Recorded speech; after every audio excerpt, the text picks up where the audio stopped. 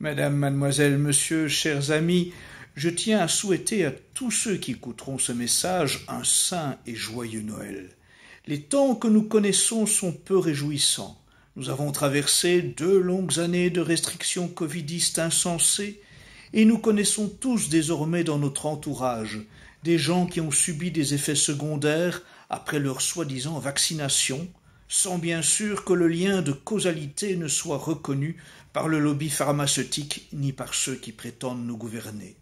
Et ces 2 années de pandémie ont aussitôt été suivies par d'autres annonces anxiogènes.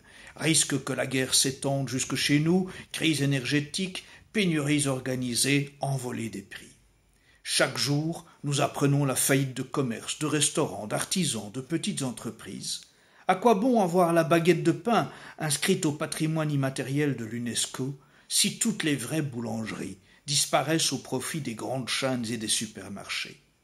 Combien de personnes âgées qui ont travaillé toute leur vie se retrouvent démunies? Combien des nôtres cessent de se chauffer correctement, vivent dans la pénombre, de crainte de ne pouvoir payer leurs factures de gaz et d'électricité dont les montants s'envolent? Combien vont passer ce Noël et tout l'hiver dans la misère et la solitude? Tout ceci n'est pas fortuit, c'est le plan mondialiste qui s'accélère, le Great Reset, la grande réinitialisation promue par le Forum économique mondial de Davos et appliquée par nos gouvernants.